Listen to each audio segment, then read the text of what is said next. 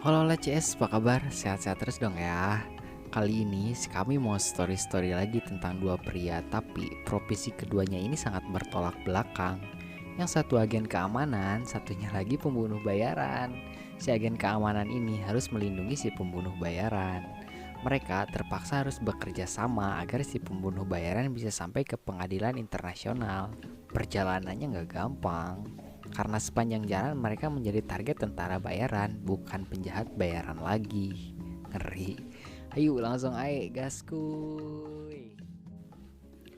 Di awal film, kita akan diperkenalkan dengan pria yang bernama Michael Brass.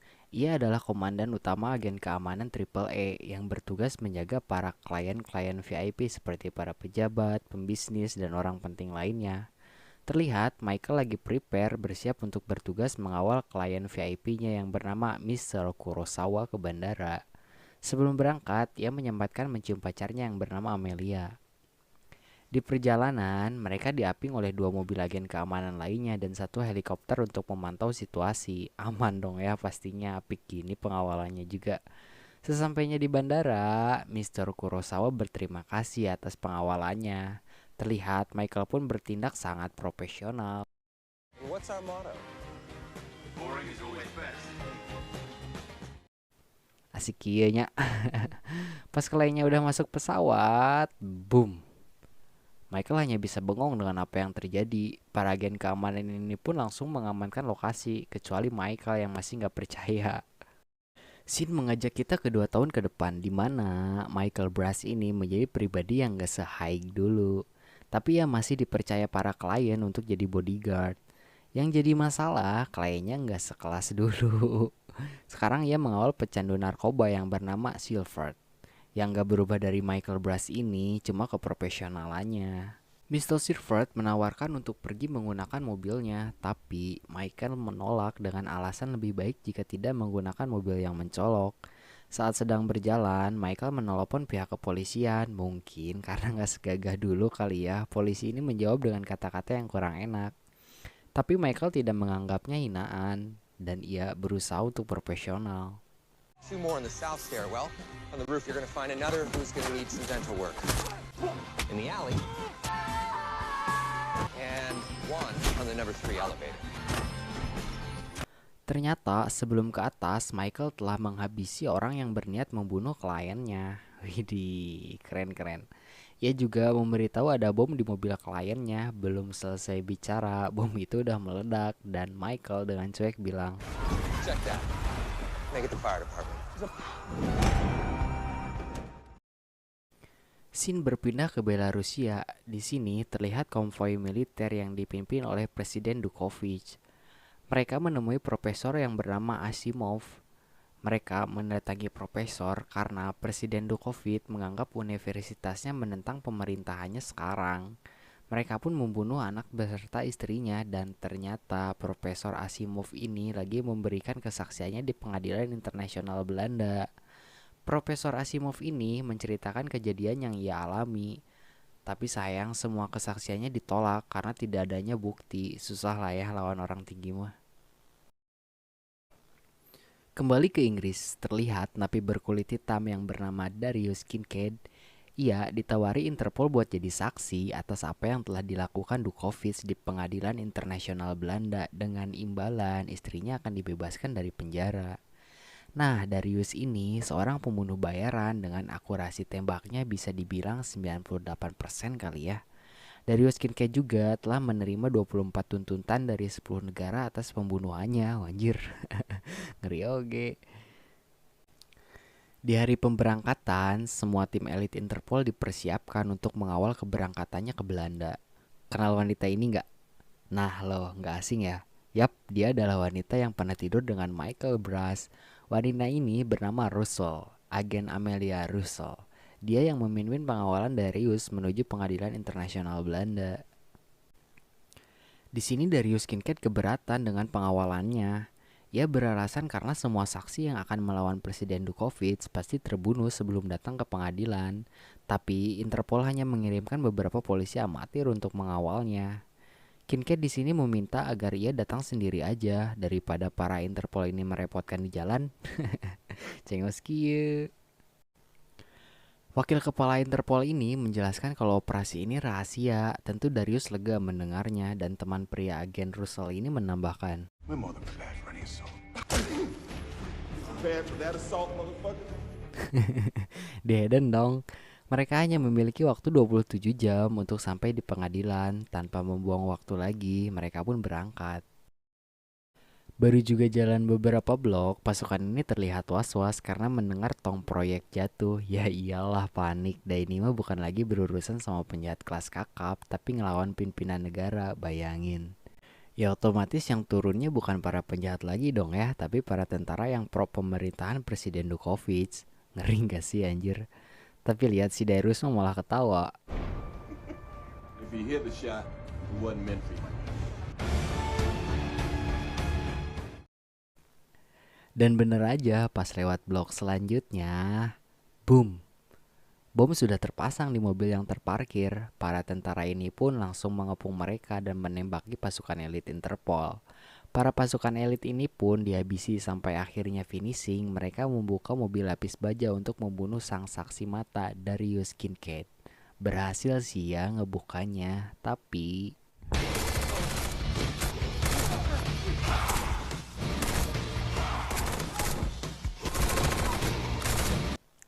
ngeri kieunya akurasina. Sepandai-pandainya tupai melompat, pasti jatuh juga dong. Darius tertembak di bagian kaki. Russell berhasil selamat dari penyerangan. Ia langsung membawa Darius ke rumah aman Interpol di sekitar daerah itu. Ketika Russell mendapat telepon dari Interpol, Darius melarang mengangkatnya dan mengatakan kalau Interpol sudah disusupi. Darius menyarankan agar mencari bantuan selain anggota Interpol. Russell menerima sarannya dan ia teringat pada Michael Brass yang mana mereka ini sudah jadi mantan. Ya. Russell langsung to the point, memintanya membawakan beberapa labu darah ke PMI. Tapi si Michael malah ngajak bercanda, kesel merennya agen Russell ini. I'm not any happier about this than you are, but I don't have a choice. Russell pun sedikit mengancam akan melaporkannya ke Interpol atas apa yang ia kerjakan sekarang karena melindungi pengedar kokain. Russell juga menambahkan jika dirinya datang, ia akan mengusahakan agar mendapatkan lisensinya lagi. Michael pun menyetujui tawaran mantannya. Darius juga mengabari istrinya yang bernama Sonia. Buah jatuh tidak jauh dari pohonnya kan. What do you want, you fucking hijo de puta motherfucker? Darius coba menanyakan keadaannya di sana. Istrinya mengatakan ia cuma bisa melihat jam dinding besar. Pas Darius Kincaid ini lagi nyanyiin lagu kesukaan istrinya, I love you. lagi sweet-sweetan telepon terputus teh gening. Jelas emosi dong ya.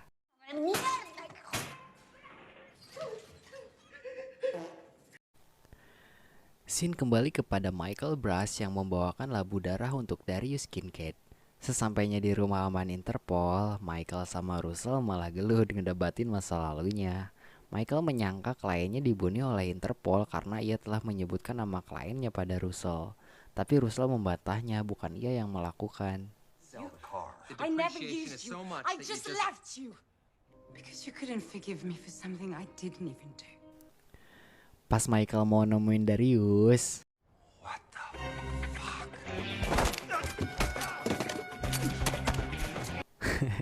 ternyata mereka ini ya klasiko karena sebelumnya mereka sering berhadapan. Bayangin aja bro, si Michael ini tugasnya ngelindungin klien dan Darius ini bertugas membunuh kliennya. Scene beralih pada kepala Interpol yang bernama Kesoria. Ia lagi berkabar sama wakilnya. Asisten kepala Interpol ini juga melaporkan keberadaan Darius yang mencurigai keberadaannya di rumah aman Interpol. Tentu wakil direktur Interpol ini mendengarnya juga dong. Secara bersamaan, ia pun memberitahu keberadaan Darius pada pihak Dukovic. Nah, lo kan tahu siapa yang membocorkan rute perjalanan Interpol tadi? Orang-orang Dukovic pun langsung bergerak, takut keduluan sama Interpol. Pas mereka bersiap untuk pergi, bener aja Interpol dan tentara Dukovic sudah ada di tempat itu. Double kill anjir, nya Interpol, nya tentara. Sampai di depan pintu, Michael ngasih tahu ada 2 orang bersenjata. Michael menyarankan lewat tangga sebelah, tapi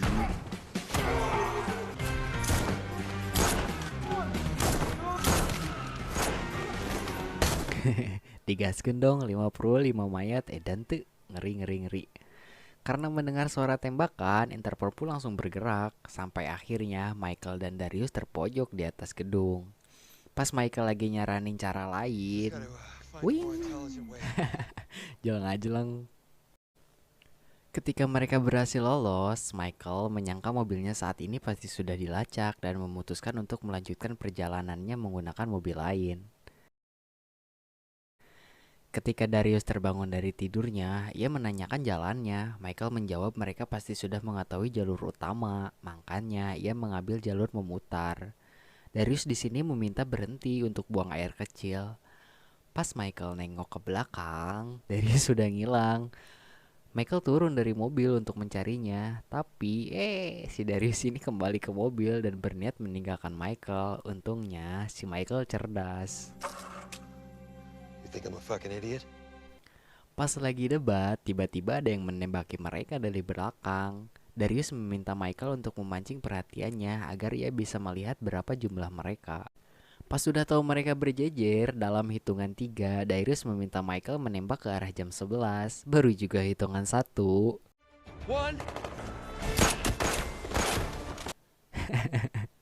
Michael bengong lihat si Darius. Mereka pun berdebat lagi asik debat. Mobilnya juga nggak beleduk. Udah posisi kayak gini juga mereka masih belum puas berdebat. Dan ternyata penyebab para tentara itu bisa tahu posisi mereka karena Darius membawa handphone salah satu tentara itu saat penyerangan di Manchester. Jelas Michael ambok dong ya. Pas lagi kuku lutut sambil jalan ke mobil, ada kembang api nyala dari bagasi mobil mereka sebelumnya yang akhirnya menghancurkan mobil yang mau mereka pakai.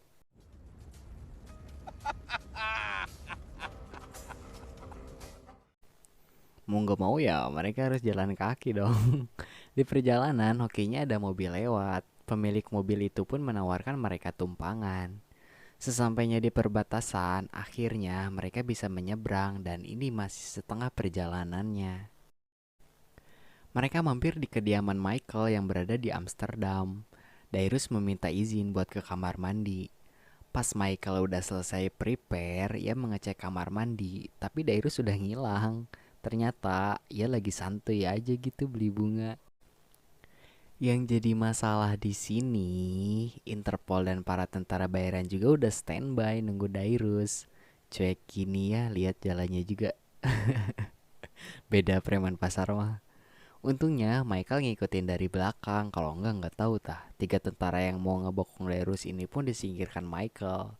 Dan ternyata si Darius Kincaid ini cuma mau nyimpan bunga kesukaan istrinya di gedung. Si anjir. Michael mengatakan, And the guys who started tracking you a few blocks ago. Okay, so if you knew that they were out there. Oh, you mean the guy you snatched in the bush and the 2 you left knocked out in the park? I said, I appreciate you. udah tahu semua lah, fix anjir bete kalau jadi si Michael. Sambil jalan, Darius tanya tentang mantannya agen Russell. Michael cerita tentang masa lalunya, harusnya ia melupakan kliennya yang terbunuh gara-gara Russell. Mendengar itu, Darius ketawa abis. Darius pun menceritakan kejadian yang sebenarnya. I popped Kurosawa. Airport for another target. I spotted him by accident. The single most. Pow! Genok dewai. Sambil pukul lutut, Michael pergi meninggalkannya. Gak lama, pas Darius keluar, para tentara ini langsung menembakinya. Untung Interpol mengetahuinya juga. Darius coba meloloskan diri dari pengejaran pakai apa ini teh namanya, speedboat gitu. Ini weh ya. Nah, kerennya di sini Interpol coba menghentikan para tentara agar Darius nggak terbunuh. Ternyata Michael yang tadinya udah gendok kayaknya nggak tega ninggalin si Darius. Gak cuma mereka, polisi Belanda juga nggak mau ketinggalan. Anjir keren abis anjing ini.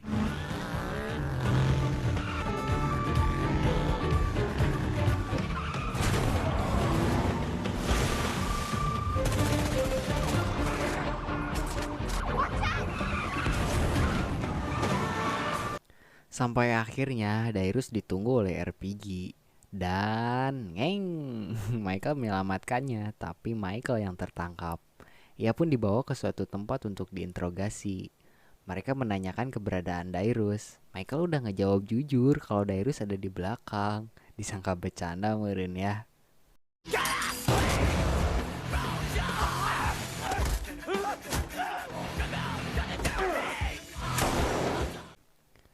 Dan lagi Dairus Kincaid menghabisi mereka semua. Sesampainya di Den Haag, mereka memutuskan mengganti mobil. Pas lagi lihat-lihat mobil, Michael seperti biasa memilih mobil yang mudah berbaur dengan masyarakat. Baru juga mau keluar.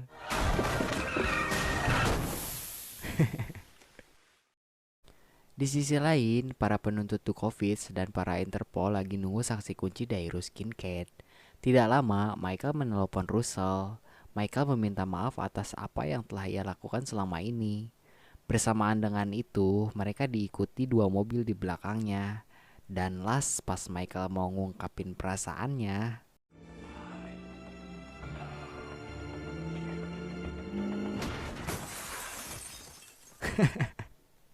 gak kuat aing lihat ini, lihat muka si Dairusnya. Mereka kembali menyelamatkan diri dari pengejaran.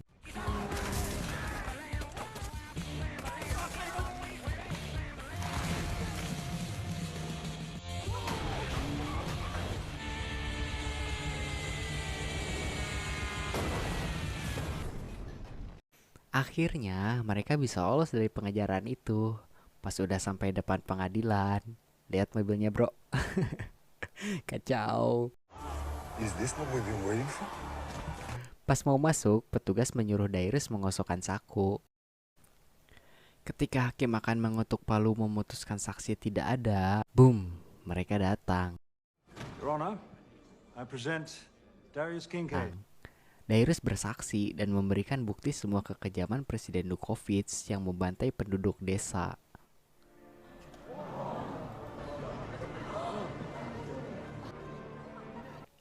Karena udah ketangkap basah meureun ya, udah gendok juga, Dukovic mengklaim bahwa benar ia pelakunya. Ia mengatakan tidak boleh ada kekuasaan yang berhak mengatur kekuasaannya di negaranya sendiri. Keadaan pun semakin gak terkendali dan di luar sana, kontainer menerobos masuk gedung pengadilan.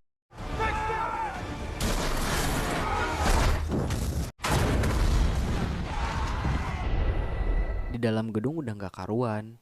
Dukovic hendak menembak Dairus, tapi Michael menyelamatkannya. Dairus panik coba mencari petugas medis, tapi Michael menyuruhnya ngejar Dukovic. Saat Dukovic berusaha melarikan diri menggunakan helikopter, Dairus Kincaid menembak jatuh heli itu. Anjir, Edan. Dan langsung melumpuhkan kaki Dukovic. Dukovic cuma bisa pasrah sambil mengatakan, has been but a trail of corpses. For a man like you, your whole life. You fucked up when you shot my bodyguard. Who? Edan bingung merenya doi. Dia aja gak bisa dibunuh, terus kayak apa gitu orang yang jadi bodyguardnya ini. Teuing anjir ah, keren ah. A worldwide red notice was issued today for contract killer Darius Kincaid.